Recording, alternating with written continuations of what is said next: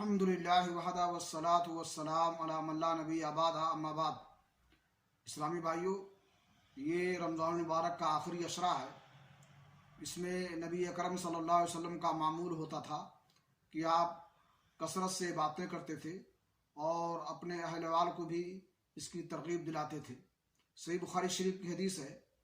आयशा रज़ी अल्लाह तआला अन्हा बयान करती हैं, काना रसूलुल्लाह सल्लल्लाहु अलैहि वसल्लम इदा दखल अल अश्र शद्द मिज़रहु व अहया लैलहु व अयक़ज़ अहलहु, कि अल्लाह के नबी जनाब मुहम्मद रसूलुल्लाह सल्लल्लाहु अलैहि वसल्लम का मामूल था, जब रमज़ान का आखिरी अशरा आता था तो आप अल्लाह की इबादत और बंदगी के लिए कमर बस्ता हो जाते थे और शब बेदारी करते थे, रातों को जागते थे और अपने अहल वाल को भी जगाते थे।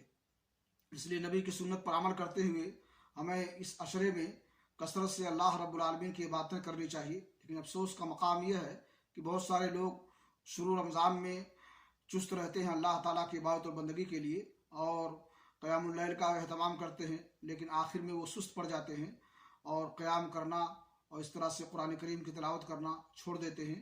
उनका ये अमल नबी की सुन्नत के ख़िलाफ़ है।